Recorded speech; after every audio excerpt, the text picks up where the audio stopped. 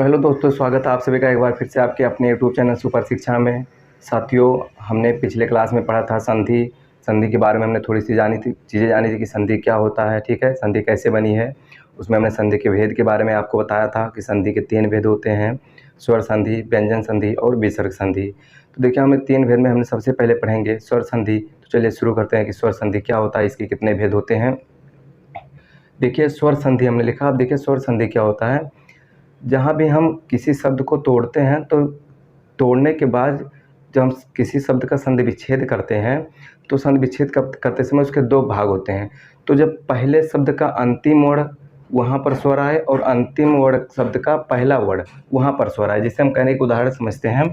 देखिए, हम किसी शब्द का जब संधि विच्छेद करते हैं तो पहले शब्द का अंतिम वर्ण और अंतिम शब्द का पहला वर्ण, कहने का मतलब यहाँ पर और यहाँ पर यदि स्वर आ रहा है तो वहाँ क्या होता है, स्वर संधि होता है। पहले शब्द का अंतिम वर्ण और अंतिम शब्द का पहला वर्ण यदि स्वर है तो उसे स्वर संधि कहते हैं। ठीक है, समझ गए आप। इसके भेद के बारे में बात करें तो इसके कुल 5 भेद होते हैं। कहने का मतलब स्वर संधि के 5 भेद होते हैं। वो कौन कौन से हैं? दीर्घ स्वर संधि, गुण स्वर संधि, वृद्धि स्वर संधि, यड़ स्वर संधि और अयादि स्वर संधि। तो आज हम लोग पढ़ेंगे सबसे पहले दीर्घ स्वर संधि। तो चलिए दीर्घ स्वर संधि के बारे में जानते हैं। देखिए, दीर्घ स्वर संधि जो इसकी परिभाषा की बात करें, जब 2 सजातीय अथवा ह्रस्व स्वर या दीर्घ स्वर का मेल होता है तो वहाँ पर दीर्घ स्वर संधि होता है। देखिए, आप समझिएगा, जब भी 2 सजातीय अथवा ह्रस्व स्वर या दीर्घ स्वर का मेल होता है। देखिए, हमने वर्णमाला जब हम लोग पढ़ रहे थे तो हमने बताया था ह्रस्व स्वर क्या होता है, दीर्घ स्वर क्या होता है या सजातीय जो है वर्ण ये कौन से होते हैं। तो जब भी इनका मेल होता है तो इनका परिवर्तन हमेशा बड़े के रूप में या दीर्घ में होता है, इसीलिए वहाँ पे दीर्घ संधि होता है। देखिए, हम एक समझते हैं उदाहरण। जैसे हमने कहा कि जब भी छोटे या बड़े ह्रस्व या दीर्घ मेल होता है तो वहाँ पे क्या होता है, दीर्घ होता है। ठीक है, दीर्घ स्वर और ह्रस्व स्वर और दीर्घ स्वर का मेल होता है तो वहाँ पर क्या परिवर्तन होता है, दीर्घ स्वर के रूप में इसका परिवर्तन होता है, दीर्घ स्वर संधि के रूप में। देखिए, हम समझते हैं कि ह्रस्व हमारा छोटा छोटा, छोटा प्लस बड़ा, बड़ा प्लस छोटा, बड़ा प्लस बड़ा। कहने का मतलब जब भी इनमें से किसी का एक दूसरे से मेल होगा तो उसका परिवर्तन हमेशा बड़े के रूप में होता है, जैसे कि यहाँ पे आप समझ सकते हैं। ऐसे ही छोटी की बात करते हैं, छोटी प्लस छोटी, छोटी प्लस बड़ी, बड़ी प्लस छोटी, बड़ी प्लस बड़ी। देखिए, इसमें भी हम किसी का एक दूसरे से मेल करते हैं तो उनका परिवर्तन कहाँ पे हो रहा है, दीर्घ के रूप में अर्थात बड़ी के रूप में हो रहा है। ऐसे छोटा ऊ की बात करते हैं तो इनका भी एक दूसरे से जब मेल करवाते हैं इनका भी, तो यहाँ पे हमेशा उसका परिवर्तन दीर्घ के रूप में होता है अर्थात बड़ा ऊ के रूप में होता है। चौथा हमारा आता है री। री का जब मेल री से होता है तो उसका परिवर्तन री से हो जाता है। देखिए, इस चीज़ को आप स्पष्ट समझिएगा। उदाहरण इसके परिभाषा से ही हमने इसको लिखा है, इसके परिभाषा से ही चीज़ें स्पष्ट हो रही हैं कि जब ह्रस्व स्वर और दीर्घ स्वर का मेल होता है तो वहाँ पे उस कहाँ क्या होता है, दीर्घ स्वर संधि होती है। तो कहने का मतलब इनका जब मेल होता है, चाहे वो छोटा बड़ा हो, बड़ा छोटा आ हो, बड़ा बड़ा हो, छोटा बड़ा, कहने का मतलब कुछ भी हो, तो इनका जब भी मेल होगा तो इनका परिवर्तन क्या होगा, बड़ा आ के रूप में होगा। कहने का मतलब दीर्घ के रूप में होगा। ह्रस्व और दीर्घ का मेल हो, दीर्घ का ह्रस्व का मेल हो ना, तो इनका परिवर्तन क्या होता है, हमेशा दीर्घ होता है। देखिए, कुछ उदाहरण से हम समझते हैं। जैसे हमने लिखा है अस्ता अस्ताचल। अस्ताचल का हमने संधि विच्छेद किया, अस्त धन अचल, जिसमें अस्त से हमारी एक अंत में निकल के आया छोटा आ, और यहाँ पर जब दूसरा शब्द देखते हैं तो यहाँ पे पहले हमारा निकल के आ रहा छोटा आ। और हमने बताया कि जब भी 2 ह्रस्व स्वर का मेल हो या किसी का भी आगे पीछे मेल हो तो वहाँ पे हमेशा इसका परिवर्तन क्या होता है, बड़े में होता है, दीर्घ में होता है। तो देखिए, छोटा आ प्लस छोटा मिलकर क्या बड़ा आ बन रहा है। यहाँ से अगर इसकी बात करें तो यहाँ से स्पष्ट हो रहा है कि यह स्वर संधि है। और यहाँ पे इसका परिवर्तन अगर देखें तो इन दोनों के मेल से बड़ा आ निकल रहा है, इसलिए यहाँ से स्पष्ट हो रहा है कि यह दीर्घ स्वर संधि है। देखिए, अगर इसकी बात करते हैं, सिर्फ इतना ही देखते हैं हम कि अस्ताचल में अस्त धन अचल, हमने स्वर संधि की क्या परिभाषा बताया था कि पहले शब्द का अंतिम वर्ण यहाँ से क्या निकले आ और दूसरे शब्द का पहला वर्ण क्या हो, स्वर हो। अब देखिए, यहाँ पे जैसे यहाँ समझ लेते हैं अस्ताचल। देखिए, हमने लिखा है अस्ताचल, ठीक है। जब इसका हम संधि विच्छेद करते हैं तो करते हैं अस्त धन अचल, ठीक है। अब देखिए, संधि विच्छेद यहाँ से कैसे समझते हैं कि पहले शब्द का अंतिम वर्ण स्वर हो और दूसरे शब्द का पहला वर्ण स्वर हो। देखिए, इसको समझने के लिए हमें क्या करना पड़ेगा, पहले हमें इसका वर्ण विच्छेदन करना पड़ेगा। ठीक है, तो वर्ण विच्छेद करते हैं। देखिए, यहाँ पे हमारा लिखा आ, तो आ को ऐसे लिख देते हैं। प्लस आधा सा है तो आधा सा हम लिख देते हैं, ठीक।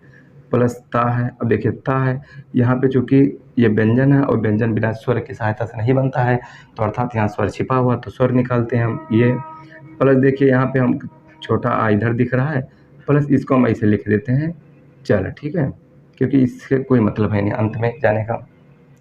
तो यहाँ से हमारा स्पष्ट अब देखिए कैसे इसके योग से ये बन रहा है। अब देखिए यहाँ पर वर्ण विच्छेदन जब हम करते हैं तो छोटा हमारा वैसे हो गया, ये आधा सा हमने लिख दिया। अब देखिए ता और यहाँ से मिलकर हमारा ता बन रहा है, एक आ जो हमारा यहाँ से ता देखिए बन रहा है, ता आ की मात्रा, और जो हमारा ये चल लास्ट में बचा था हमने चल ऐसे लिख दिया इसको, ठीक है।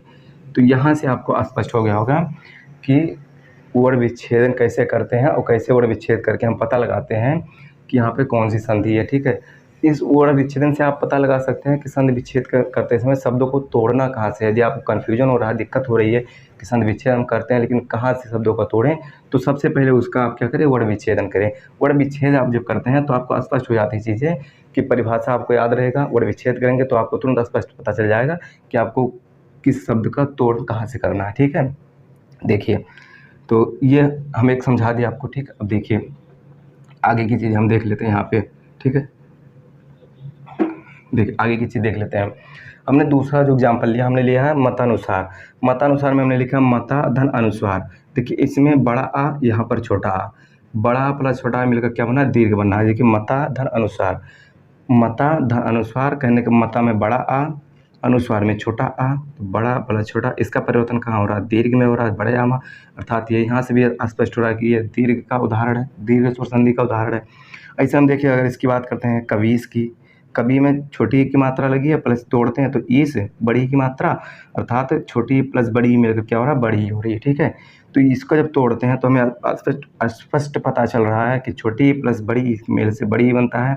और ये जो नियम है हमारे सारे नियम दीर्घ स्वर संधि में फॉलो हो रहे हैं, दीर्घ स्वर संधि को मानते हैं, इसलिए क्या होगा, दीर्घ स्वर संधि होगा, ठीक है। अब उदाहरण से देखिए, आप उदाहरण को ज़्यादा से ज़्यादा करिए, उसका ज़्यादा से ज़्यादा संधि विच्छेद करिए तो आपको ज़्यादा चीज़ें समझ में आएंगी।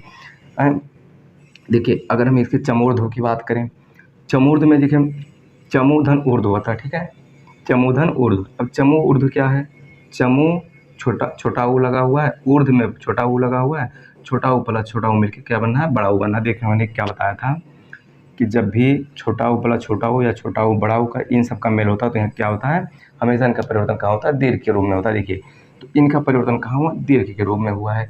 ऐसे ही वधूर्मी देख लेते हैं, वधू में बड़ा ऊ की मात्रा है, उर्मी में भी बड़ा ऊ है।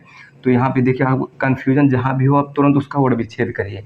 जैसे आप वो वर्ण विच्छेद करते हैं आपको चीज़ें तुरंत स्पष्ट हो जाती है। हमने एक उदाहरण देकर आपको बताया भी था कि जैसे वर्ण विच्छेद आप करते हैं उसको तुरंत चीज़ें आपको स्पष्ट हो जाएंगी कि कैसे यहाँ से तोड़ा गया और कैसे यहाँ पे दीर्घ के रूप में इसका परिवर्तन हो रहा है।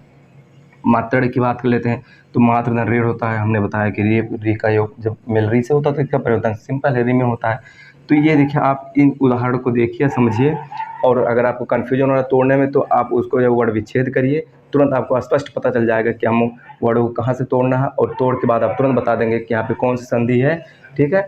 तो ये हमारा दीर्घ स्वर संधि का इतना पार्ट, और आगे हम चीज़ें कल कंटिन्यू पढ़ेंगे, कल की क्लास में पढ़ेंगे। तो आज के लिए इतना ही रखते हैं और उम्मीद करते हैं क्लास आपको अच्छी लगी होगी। क्लास अच्छी लगी है तो इसको लाइक करिएगा, शेयर करिएगा और सब्सक्राइब जरूर करिएगा चैनल को।